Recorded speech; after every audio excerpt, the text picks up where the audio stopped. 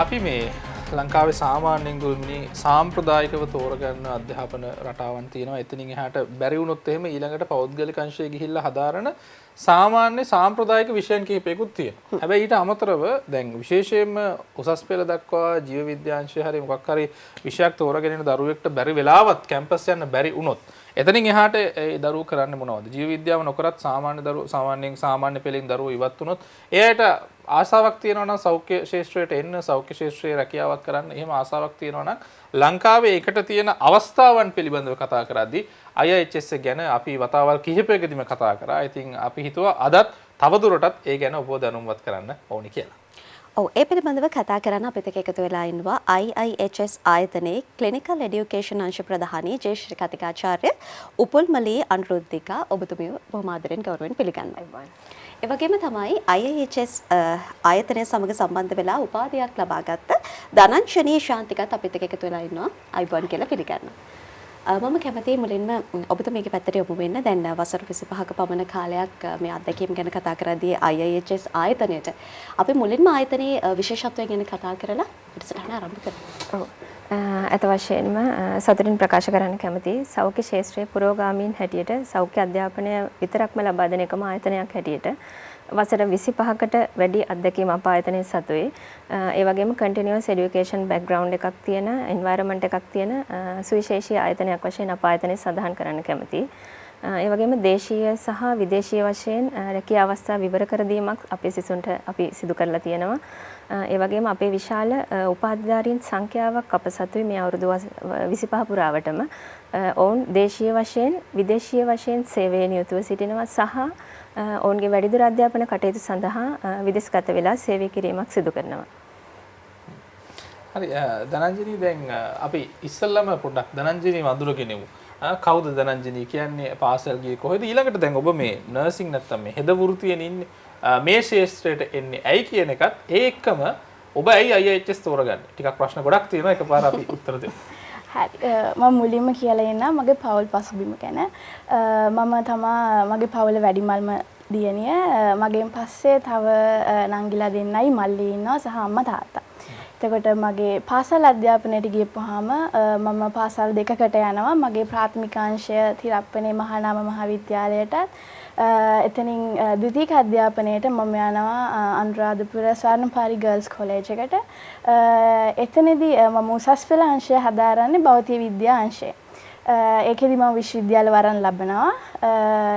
ඒකෙදි විශ්වවිද්‍යාල වරම් ලබන්නේ ඕෂන් යුනිවර්සිටි එකේ මැරයින් ඉන්ජිනියරින්ග්. ඒ උනාට කියන මම ආස ෆීල්ඩ් එක ඒක. ඒ උනාට මම භෞතික විද්‍යාංශය හදාරන්නේ මගේ තාත්තගේ අකමැත්ත පිට. තාත්තා කැමති වුණේ විද්‍යා අංශයෙන් ඉස්සරහට යනවට. එයා කැමති වුණේ හෙල්ත් කෙයාර් ෆීල්ඩ් එකෙන් ඉස්සරහට යනවට. ඉතින් ගෙදර අකමැත්ත පිට මම භෞතික විද්‍යාංශයෙන් කරලා මම කැමති කෝස් එක ආවට පස්සෙත් මට එතනදී යන්න හම්බ වෙන්නේ නැහැ. මොකද ඒක ගෑල් ළමයට ගැලපෙන්නේ නැති පැත්තක් කියලා තමයි තාත්තගේ අදහස තියෙන්නේ. ඒක වෙන්න පුළුවන් එයා ෆෝසස් සයිඩ් එකෙන් හිටපු කෙනෙක් නිසා. ඉතින් ඔහොම ඉන්නකොට මගේ උසස් පෙළ කාලේ යාළුවෙක් ඒ වෙනකොට IIHS එකේ මේ නර්සින් කෝස් එක කරන ගමන් තමයි හිටියේ. ඒ ඉන්නකොට එයා මට කිව්වා මෙහෙමයි දැන් එයා ඇවිල්ලා එයාගේ අවසාන අවුරුද්ද එතකොට දැන් ඇය මේ වෙනකොට ඕස්ට්‍රේලියාවේ ගිහිල්ලා එයාගේ හයර් ස්ටඩීස් කරනවා. ඉතින් එයා කිව්වට පස්සේ එයාගේ සජෙෂන් එකකින් පස්සේ මම පොඩක් හොයලා බැලුවා IIHS එක ගැන. හොයනකොට මම මේක හොයලා බලන්න මම එන්නේ IIHS එක 2023 දී. ඒ 23 වෙනකොට සාමාන්‍ය අවුරුදු 20කට වඩා එක්ස්පීරියන්ස් එකක් තියෙනවා හෙල්ත් කෙයාර් ඉන්ඩස්ට්‍රි එකෙන් IIHS එකට. සහ globally recognise health care field එකට අදාළ හෙල්ත් කෙයාර් වර්කර්ස්ලා බිහි කරපු තැනක්. ඉතින් එතනින් පස්සේ මම තීරණය කරනවා තාත්තත් එක්ක කතා කරලා තාත්තත් කැමතුනේ පැත්තෙන් යනවටනේ. ඉතින් තාත්තට මේක කියලා තාත්තත් එක්කම IIHS එකට ඇවිල්ලා කැම්පස් එක විසිට් කරලා ඒකේ ෆැසිලිටිස් බලලා ඔක්කොම කරලා මම ඉතින් නර්සින් කෝස් එකට එන්රෝල් වෙනවා. එතනින් පස්සෙත් මම එනකොට මට පොඩි බයක් ආවා. මොකද සාමාන්‍ය මම ගමක ඉඳන් ආවලා මේනේ. දැන් මම එන්නේ කොළඹට. එනකොට ගොඩක් මම ළමයි එක්ක මූ වෙනවා එක එක තැන්වල එන පවුල් පසුබිම් වලින් එන ළමයි එක්ක. එතකොට ඒ එනකොට මට ගොඩක් ලොකුවට මම ඉංග්‍රීසි බෑග්ග්‍රවුන්ඩ් එකකින් ආව ළමයෙකුත් නෙමෙයි. මට ඉංග්‍රීසි වල කොන්ෆිඩන්ට් නැති ගතියකුත් තිබ්බා. එතකොට ඒකත් එක්ක මම කොහොමද මගේ මේ අවුරුදු 3 කරගන්නේ ඉංග්‍රීසි මට කරගන්න බැරි වෙයිද? ඒකත් එක්ක මට පොඩි චකිතයකුත් තිබ්බා. ඉතින් ඒක කොහොම හරි මම මැනේජ් කරගත්තා. මොකද අපේ ස්ටාෆ් එක ගැන කියන්න ඕනේ. එයාලා හරිම ෆ්‍රෙන්ඩ්ලි. ඔරියන්ටේෂන් දවස්වල ඉඳන්ම අපිත් එක්ක මාර විදිහට ෆ්‍රෙන්ඩ්ලි වෙලා අපේ තියෙන වීක්නස් පොයින්ට් මොනවද, ස්ට්‍රෙන්ත්ස් මොනවද ඒ ඔක්කොම අඳුරගෙන එයාලා අපිට හරි පාත් එක පෙන්නලා අපිට ඕන ඇක්ටිවිටීස් අපේ ස්කිල්ස් ඉම්ප්‍රූව් කරගන්නේ කොහොමද? විශේෂයෙන් මගේ ඉංග්‍රීසි වලට තියෙන කොන්ෆිඩන්ට් එක ඒකත් එක්ක මම හිතනවා දැන් මම මේ ළඟදී පාස් අවුට් වෙච්ච ළමෙක් IIHS එකට එන්න කලින් හිටපු ළමයට වඩා දැන් අවුරුදු 3 ඉවර වෙලා පාස් අවුට් වෙච්ච මම පැකේජ් එකක් විදිහට කලින් හිටියට වඩා ඉම්ප්‍රූව් වෙලා තියෙනවා කියලා මම හිතනවා. දැන් ඒ විදිහට තමයි මේ අපිට ටිකක් පැහැදිලි වුණා කොහොමද IIHS එක ඇතුලේ කටයුතු කරේ කියලා. මේ ධනංජනි මං ආයෙ වගේ අහන්න ඕනේ කොහොමද මේ දැන් ස්ටුඩන්ට් ලයිෆ් එක්ස්පීරියන්ස් එක කොහොමද IIHS ආයතනයේ ඇතුලේ? ඒ වගේම තමයි දැන් වට ටිකක් පීඩනයකුත් තිබුණා නේ. දැන් ඉංග්‍රීසි එක්ක මට මේක කරගන්න පුළුවන් වේද කියලා. ඒ පීඩනය මැනේජ් කරේ කොහොමද? ඉස්ලාම් කියන්නම් කියන්නේ මම අර පොඩක් අර එකතැන ඉන්න කැමති නැති ළමෙක්. ගොඩක් අර ඇකඩමික් වලටමත් නැතුව මම ඉස්කෝලේ කාලේ ඉඳන් මම එක්ස්ට්‍රා කරිකියුලර් වැඩ ගොඩක් කරා. එතකොට ඒකත් එක්ක දැන් අර ඇකඩමික් ස්ට්‍රෙස් කියන එකක් ඕකේදී එනවනේ අපිට අර ඉංග්‍රීසි වලට කොන්ෆිඩන්ට් නැතිකමත් එක්ක මොකද අපේ ලෙක්චර්ස් හැමදේම යන්නේ ඉංග්‍රීසි වලින්. මට ගිහපු මුල් කාලේ ගොඩක් ලෙක්චර්ස් මට තේරුම් ගන්න ගොඩක් අමාරු වුණා. ඒකත් එක්ක මම සෙල්ෆ් ස්ටඩීස් කරා සහ අපේ ලෙක්චරර්ස් ලගෙන් පර්සනලි ගිහිල්ලා අහලා ඒවා ආයෙ මම කවර් කරගත් අවස්ථා තිබ්බා. ඉතින් ලෙක්චරර්ස්ලත් මට ෆුල් සපෝට් එක දුන්නා ඒකට. ඒකට ගොඩක් ස්තුති කරන්න ඕනේ මගේ IIHS එකේ ස්ටාෆ් එකට. ඒකත් එක්ක කියන්න ඕනේ දැන් ඒක ඇතුලේදී ස්ටුඩන්ට් ලයිෆ් එක්ස්පීරියන්ස් එක ගත්තොත් මම කියවනේ මම කලින් අර එක තැන ඉන්න කැමති නැති ළමයෙක් ඒක ඇතුලේ ගොඩක් අපේ ස්ටුඩන්ට් සොසයිටිස් තියෙනවා. සොසයිටිස් 5ක් තියෙනවා. ස්ටුඩන්ට් කවුන්සිල්, සයන්ටිෆික් කමිටි, ෆ්ලෝනා ක්ලබ්, මෑඩ් සොසයිටි and ස්පෝර්ට් කවුන්සිල්. එතකොට මේකෙදි මට එක සොසයිටි එකක් ගැන පොඩි ඉන්ට්‍රස්ට් එකක් ආවා සයන්ටිෆික් කමිටි. මොකද ඔරියන්ටේෂන් දවස්වල අපිට පොඩි බ්‍රීෆින් එකක් දෙනවා. ඒ දෙනකොට රිසර්ච් කියන ටොපික් එකක් මට ඇහුණා. එතකොට ඒකත් එක්ක අර රිසර්ච් සයිඩ් එක ගැන මම දන්නේ නැති වුණාට මට ඒක ගැන පොඩ්ඩක් අර ඉන්ට්‍රස්ට් එකක් ආව නිසා මම ඒක ෆලෝ කරන්න ගත්තා. IIHS එකේ සයන්ටිෆික් කමිටි එකට ජොයින් වෙලා අවුරුදු 2ක් මම ඒකේ ජොයින් වෙලා මෙම්බර් කෙනෙක් හැටියට හිටියා. ෆයිනලි ඒකේදී මම සෙක්‍රටරි පෝස්ට් එක ගත්තා.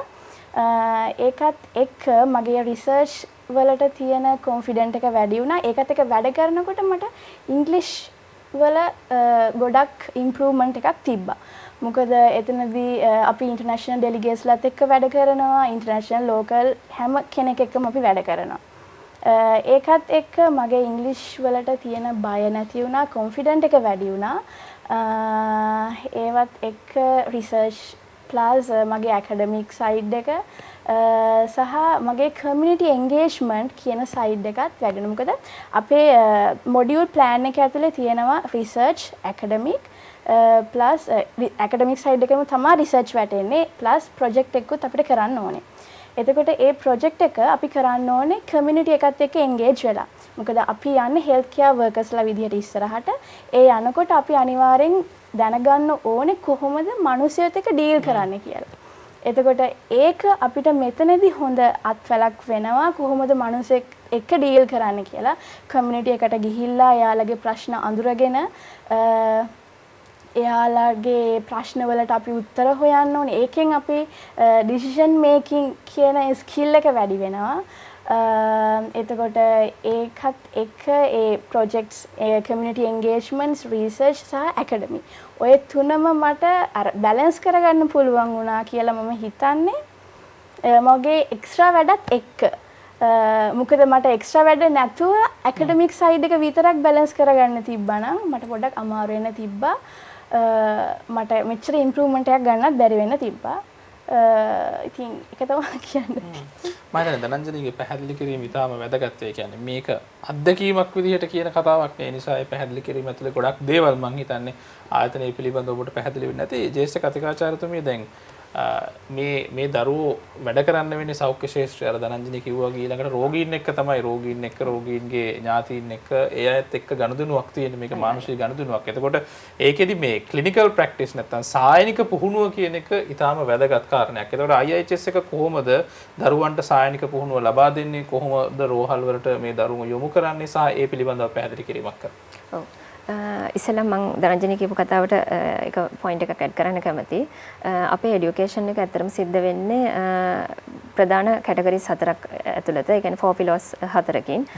පළවෙනි එක තමයි ඇකඩමික් එක්සලන්සි. ඒ කියන්නේ ඉගෙනුම් සහ ඉගැන්වීම් විශිෂ්ටත්වය සහ ඔබතුමා සඳහන් කරපු ක්ලිනිකල් කම්පිටන්සි එක, එක්සලන්සි එක. ඒ කියන්නේ සායනික විශිෂ්ටත්වය සහ රිසර්ච් ඇන්ඩ් ඉනෝවේෂන් තුන්වෙනි කාරණාව පර්යේෂණ සිදු කිරීම සහ අනිත් එක කමියුනිටි එන්ගේජ්මන්ට්. ඔය කියන ප්‍රජා සත්කාරක සේවා.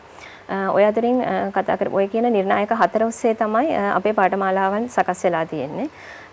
ඊට අමතරව ප්‍රශ්නයට පිළිතුරක් වශයෙන් කොහොමද අපි ක්ලිනිකල් එක්ස්පෝෂර් එක දරුවන්ට ලබා දෙන්නේ කියන එක ප්‍රධානම ගත්තම අපේ ශ්‍රී ලංකාව තුළ තියෙන ප්‍රධාන රෝහල්වල ප්‍රමුඛ පෙළේ රෝහල්වල සායනික අත්දැකීම් ලබා දීම සිදු කරනවා සහ ඊට අමතරව සෞඛ්‍ය අධ්‍යාපන ආයතනවලත් ඔවුන්ට පුහුණුව ලබා දීම සිදු කරනවා. මේක සිදු කිරීම කියන්නේ සායනික අත්දැකීම් ලබා දීමට පෙර ප්‍රධානම අපි එයාලා ඉගෙනගත්ත තියරි නොලෙජ් එක සහ ප්‍රැක්ටිකල් නොලෙජ් එක කොහොමද රියල් පේෂන්ට් එන්වයරන්මන්ට් එකකට එයාලා යූස් කරන්න කියන පොයින්ට් එක අපි මේ තහවුරු කරනවා. එහිදී ඇත්තටම නවීන වශයෙන් ක්‍රමවේදයන් තියෙනවා. දැන් ඉගෙනුම් ක්‍රමවේදයන් සිමියුලේෂන් ඒ කියන්නේ සහ XR extended reality virtual reality වගේ ක්‍රමවේදයන් ඔස්සේ බහුලව භාවිතා වෙන ක්‍රමවේදයන් දැන් ඒවා තුලින් ඔවුන්ට සායනික අත්දැකීම් අපි පළමුව ලබා දෙනවා. ඊට අමතරව දිගටම continuous education එක තුල ප්‍රායෝගික competency එක ඉවලුවේට් කරලා ඒ කියන්නේ අපේ සුපර්විෂන් එක යටතේ කම්පිටන්සි ඉවලුවේෂන් එකකින් පස්සේ තමයි අපි සිසුන්ව ප්‍රායෝගික පුහුණුව සඳහා අනුයුක්ත කරන්නේ. නවතත් ධනංජනී පැත්තට යමු වෙන සූදානම් වෙන. ධනංජනී දැන් ඔයා ක්ලාස් රූම් එක ඇතුලේ ක්ලිනිකල් එක්ස්පීරියන්ස් එක ගත්තට හොස්පිටල් එන්වයරන්මන්ට් එකට ගියාට පස්සේ ඒක ටිකක් වෙනස් නේද? ඒතර කොහොමද මේ ස්කිල් එක ඩෙවලොප් කරගත්තේ මේ ඇත්ත එකතු වෙලායි අත්දැකීම ගැන කිව්ව? ක්ලිනිකල් එක්ස්පීරියන්ස් එක ගැන කිව්වොත් කියන්නේ සාමාන්‍යයෙන් අපි කැම්පස් එන්වයරන්මන්ට් එකේ ඉඳන් හොස්පිටල් එන්වයරන්මන්ට් එකට ගියපුවාම පොඩි නර්වස්නස් ගතියක් තියෙනවා. ඒ වුණාට ඒ නර්වස්නස් ගතිය අපේ ළමයිට අඩුවෙන් දැනෙනවා කියලා මම හිතනවා. මොකද මිස් උපුල්මලි කිව්වා වගේ අපේ ලැබ්ස් තියෙනවා, special labs. high fidelity simulation labs තියෙනවා එකක්. ඒකේ තියෙන්නේ smart dummies. Smart dummies they act as a real patient. කියන්නේ අපි real patient ලත් එක්ක ගනුදෙනු කරන්න කලින් hospital setup එකට ගිහිල්ලා අපිට ඒ experience එකම අපිට අර high fidelity simulations lab වලින් අපිට ගන්න පුළුවන්. සහ VR hub virtual reality එතන lab එකකුත් තියෙනවා. එතකොට ඒවත් එක්ක අපිට ඇත්තටම hospital setup එකට යන්න කලින් හොඳ exposure එකක් හම්බ වෙනවා කියලා මම හිතනවා. ඉතින් ඒකත් එක්ක අර පළවෙනි පාරට hospital එකට ගිහිල්ලා අපි ගන්න nervousness එකට වඩා අඩුවෙන් තමයි ඒ nervousness එක එන්නේ කියලා මම විශ්වාස කරනවා. සම මට දැනෙන්නේ ඒ විදිහට. ඒකත් එක්ක සාමාන්‍යයෙන් අපි නර්ස්ලා හැටියට වැඩ කරනකොට අපේ තියෙන්න ඕනම qualities ටිකක් තමයි කියන්නේ අපි develop කරගන්න ඕන ටිකක් තමයි අනිවාර්යෙන් patient ලත් එක්ක deal කරද්දී patient safety, discipline, empathy and responsibility කියන එක. එතකොට ඒ ඔක්කොම categories ටික අපිට hospitals at real setup එකට ගියපුවාම health care team එකත් එක්ක වැඩ කරනකොට අපිට real experience එක ගන්න පුළුවන්. සහ ඒ confident එක තියෙනවා අපිට patient කෙනෙක් handle කරන්නේ කොහොමද කියලා. ඉතින් ඒකට full support එකක් IHS එකෙන් අපිට හම්බ වෙනවා. මොකද ගොඩාක් කියන්නේ ලොකු හොස්පිටල්ස් වල තමා අපිට ප්ලේස්මන්ට්ස් දාලා තියෙන්නේ. ඒවත් එක්ක සහ NIMH එකට අපි යනවා. ඒ ගිහිල්ලා ගන්න එක්ස්පීරියන්ස් එක අපි හිතනවා අපේ ලයිෆ් එකට ගොඩක් වටිනවා කියලා. කතිකාචාර්යතුමිය දැන් වර්තමාන දරුවන්ගේ තියෙන ලොකුම හීනයක් විදේශගත වීම. එතකොට දැන් මේ අධ්‍යාපනය හැදෑරීම හරහා එකක් ජාත්‍යන්තරව අධ්‍යාපනය හදාරන්න, ඒ වගේම එතනින් පස්සේ වෙන රටකට ගිහිල්ලා අවශ්‍ය නම් කැමති නම් රැකියාවක් කරන්න ඕනේ පාර කොහොමද ඔබතුමියලා හදලා දෙන්නේ? ඔව් අත වශයෙන්ම සඳහන් කරන්න කැමති ජාත්‍යන්තර විශ්වවිද්‍යාලවල පාර්ට්නර්ෂිප් එක සහ ප්‍රොග්‍රෙෂන් පාත්වේ සපායතනයේ සතුයි. මෙහිදී කියන්නේ විශාල ග්‍රැජුවේට් නෙට්වර්ක් එකක්, ඇලුම්නි නෙට්වර්ක් එකක් අප සතුයි. දේශීය සහ විදේශීය වශයෙන් රෙජිස්ට්‍රේෂන් අපායතනය සතුයි. දේශීය වශයෙන් සඳහන් කළොත් යුනිවර්සිටි ග්‍රාන්ට් කමිෂන් ඇප්‍රූවල් එක UGC ඇප්‍රූවල් එක අපේ පාඨමාලා සඳහා තියෙනවා. විදේශීය වශයෙන් සඳහන් කරොත් උදාහරණයක් විදිහට UK context එක ගත්තොත් GMC General Medical Council, එතකොට GMC, NMC, NHS වගේ රෙජිස්ට්‍රේෂන් සහ ඊට අමතරව KR England, ඕස්ට්‍රේලියා ගත්තොත් AFRA රෙජිස්ට්‍රේෂන් අපායතනයේ සතුයි. හොඳයි ඉතින් ඔය ආකාරයෙන් තමයි මේ පිළිබඳව කතා කරන්න තියෙන. කතිකාචාර්යතුමිය වෙත නැවතත් යොමු වෙන්න ඕනේ. දැන් IIHS ආයතනයේ දැන් community engagement එක ගැනත් කතා කරන්න ඕනේ සහ ඒ හරහා අපි ගත්තොත් එහෙම මේ sustainable environmentally responsible healthcare thinking එකක් කොහොමද ඇති කරන්නේ කියන කාරණය පිළිබඳවත් සඳහන් කළ යුතුයි. ඔව්. ඇත්තටම ගත්තොත් අපි ඒ කියන්නේ දැන් අපි ඉගෙන ගත කාලේ එහෙම ඇත්තටම මේ ශාස්ත්‍රීය මූලික අවධියේදී රෝහල තුල තමයි අපි ප්‍රධානම එක්ස්පෝෂර් එක ගත්තේ. සහ ඊට අමතරව තියරි ක්ලාස්රූම් එක ඇතුලේ ලෙක්චර් වල ඇතුලේ ඉගෙන ගත්ත අත්දැකීම්. සායනික අත්දැකීම් ඇත්තටම ප්‍රමාණවත් වෙන්නේ නැහැ රෝහල තුලින් පමණක් ලැබෙන. ඒ නිසා කමියුනිටි එන්ගේජ්මන්ට් එක අපේ දරුවන්ට තියෙන ලොකු වරප්‍රසාදයක්. ඒක ඇත්තටම සුවිශේෂී කාරණාවක්. සුවිශේෂී අංගයක් මම ඉස්සෙල්ලා සඳහන් කරපු ආකාරයට. මෙහිදී අපි ආයතනය මගින් මාසිකව කමියුනිටි ප්‍රෝග්‍රෑම්ස් අරේන්ජ් කරලා තියෙනවා. ඒකේ ප්‍රධානම ස්ටුඩන්ට් තමයි ඒකේ මේ ඇක්ටිව් මෙම්බර් හැටියට මේ ක්‍රියාශීලී වෙන්නේ. එතකොට අපේ සුපර්විෂන් එක යටතේ. ඒතර මාසිකව ක්‍රියාත්මක වෙන මේ කමියුනිටි ප්‍රෝග්‍රෑම්ස් වලින් එයාලා සායනික අත්දැකීම් ලබා ගන්නවා වගේම කොහොමද කමියුනිටි දනංජ කිව්ව ආකාරයට කොහොමද කමියුනිටි එකට එයාලා එක්ස්පෝස් වෙන්නේ සහ ඒ කමියුනිටි එකේ තියෙන ගැටලු මොනවද? එතකොට ඒවට එයාලා සොයා ගන්න නිර්ණායක මොනවද? පිළිතුරු මොනවද? සහ කමියුනිටි එකේ ඊට හඳුනා ගන්න ගැටලු වලට තියෙන දත්ත, ওই වගේ විශේෂ රිසර්ච්, ඩේටා කලෙක්ෂන් ඔය වගේ ලොකු කැටගරිස් ප්‍රමාණයක අපේ දරුවන්ට අධ්‍යාපනය ලබා ගැනීමේ හැකියාව අප තුළින් සකසා දීලා තියෙනවා.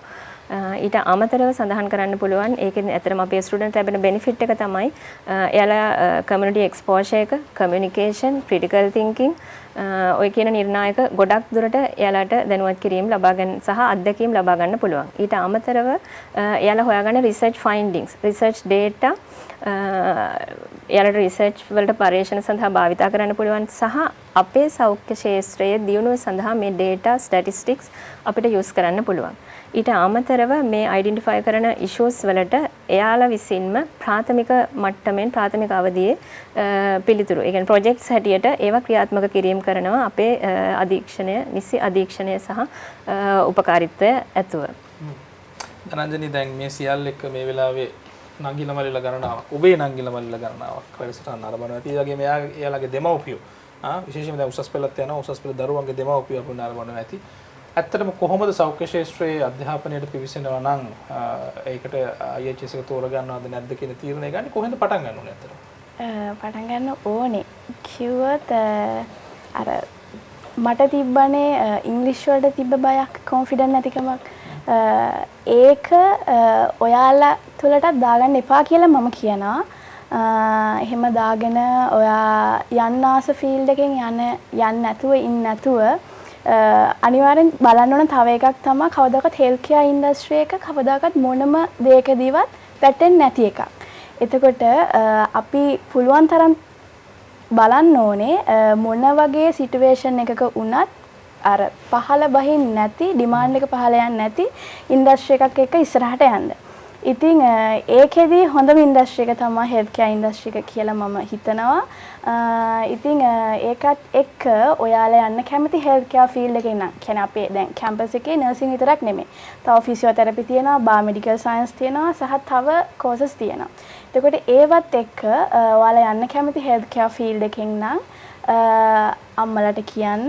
අම්මලත් එක්ක අපේ කැම්පස් එකට එන්න පුළුවන්. කැම්පස් එක විසිට් කරන්න, ෆැසිලිටිස් බලන්න, ලෙක්චරර්ස් අත් එක්ක කතා කරන්න. කතා කරලා ඔයාලගේ මොනවද තියෙන දේවල් කියන්නේ කතා කරගන්න ඕන දේවල් ඔයාලට මොනවද ඇචීව් කරගන්න ඕන ටාගට්ස් මොන පැත්තටද යන්න ඕනේ. ඒ හැම දෙයකටම හොඳ ගයිඩන්ස් එකක් ගන්න පුළුවන් අපේ IHS එකට ආවොත් කියලා මම කියන්න කැමතියි. ඒත් එක්කම කියන්න ඕන දෙයක් තමයි සාමාන්‍යයෙන් මට කලින් කියන්න බැරි වුණා අර දැන් මේ හෙල්ත් කෙයාර් ෆීල්ඩ් එකේ අපි ඇකඩමික් ක්ලිනිකල් ඔය ඔක්කොගෙම එක්ස්පීරියන්ස් එකත් එක්ක අපිට හොඳ එක්ස්පෝෂර් එකක් හම් වෙනවා leadership skills team work and communication skills කියන මේ ගුණාංග ටික ඉම්ප්‍රූව් කරගන්න. ඉතින් ඒවත් එක්ක හොඳ පැකේජ් එකක් විදිහට ලංකාව විතරක් නෙමෙයි ජාත්‍යන්තරේ පිළිගත්ත මට්ටමටම අපිට ගිහිල්ලා වැඩ කරන්න පුළුවන් IHS එකත් එක්ක එකතු වුණොත්. ඉතින් පේරන්ට්ස්ලටත් කියන්න කැමතියි තමන්ගේ ළමයාව ඒ වගේ දෙයකට යොමු කරන්න. ඕපන් ඩේස් අපේ යුනිවර්සිටි එකේ තියෙන කැම්පස් එකේ තියෙනවා. ඕපන් ඩේස් වලට ඇවිල්ලා ඕපන් ඩේස් වලට විතරක් නෙමෙයි ඕනම දවසක ඇවිල්ලා අවයිලබල් දවසක ඇවිල්ලා කතා බහ කරලා ඔයාලට ඕන දේවල් විස්තර දැනගෙන ඉස්සරහට යන්න පුළුවන්. ඒ වගේම තමයි අවසාන වශයෙන් ප්‍රශ්නයක් යොමු කරන්න ඕනේ කතිකාචාර්යතුමීට අපි කෙටියෙන් කියමු. සෞඛ්‍ය ක්ෂේත්‍රයේ ඉදිරියට යන්න බලාපොරොත්තු වෙන ඉන්න කෙනෙක් අපිව බලාගෙන ඉන්නවා නම් කොහොමද IHS ආයතනය සමග අපි සම්බන්ධ වෙන්නේ? ඇත්තටම ඔබගේ සිතැඟි පරිදි සෞඛ්‍ය ක්ෂේත්‍රයේ නර්සිං ෆිසියෝതെරපි බයෝමෙඩිකල් ඒ කියන්නේ හෙද ජීව වෛද්‍යාංශය සහ භෞතික චිකිත්සකාංශය ඒ ප්‍රධාන ක්ෂේත්‍රවලට අමතරව තවත් සුවිශේෂී ක්ෂේත්‍ර රැසක සෞඛ්‍ය ක්ෂේත්‍රයටම අදාළ පාඨමාලාවන් ඩිප්ලෝමා මට්ටමේ සිට උපාධි පශ්චාත් උපාධි සහ PhD ලෙවල් එක දක්වා continuous education එකක් pathways අපේ ආයතනයේ සතුයි. ඒ නිසා ආරාධනා කරන සිටිනවා සියලු දෙනාට දූ දරුවන්ට දෙමව්පියන්ට එන්න අප ආයතනය අප IHS Multiversity විශ්වවිද්‍යාලයට එන්න පිවිසෙන්න සහ අපේ තියෙන programs ගැන අවබෝධය ඔබට ලබා ගන්න පුළුවන්. අපේ lecturers-ලා සහ අපේ team එක හැම වෙලාවෙම නිබද්ධවම ඔබ සඳහා දායකත්වය උපදෙස් ලබා දීම සඳහා නිරතුරුවම සැදී පැහැදී සිටිනවා. සහ ඊට අමතරව පැහැදිලි කරන්න ඕන සහ අපේ දැනට already පාඨමාලාව හදාරන සිසුන් ඉන්නවා. එයාලා එක්ක ඔබට අදහස් හුවමාරු එයාලගේ අත්දැකීම් හුවමාරු කර ගැනීම කරන්න පුළුවන්. ඒ ඔස්සේ ඔබට තහවුරු කරගන්න පුළුවන් කොහොමද මේ programs කෙරෙන්නේ සහ already මේ programs කරලා දැනට විදේශගතව සහ ලංකාව තුල සේවය කරන විශාල පිරිසක් අප සතුව ඉන්නවා. ඔවුන් එක්ක අදහස් හුවමාරු කරගන්න පුළුවන්. ඒ නිසා සෞඛ්‍ය ක්ෂේත්‍රයේ ප්‍රමුඛගාමීන් හැටියට ආරාධනා කර සිටිනවා IHS Multiversity සමගින් එක් වෙන්න කියලා. හොඳයි. ඉතින් අපි කතා කළා IHS ආයතනය පිළිබඳව කොහොමද ඉදිරියට සෞඛ්‍ය ක්ෂේත්‍රයේ යන්නේ කියන කාරණේ පිළිබඳව ඔබ දෙදෙනාටම බොහොමත් ස්තුතියි අපිත් එක්ක සම්බන්ධ වුණාට.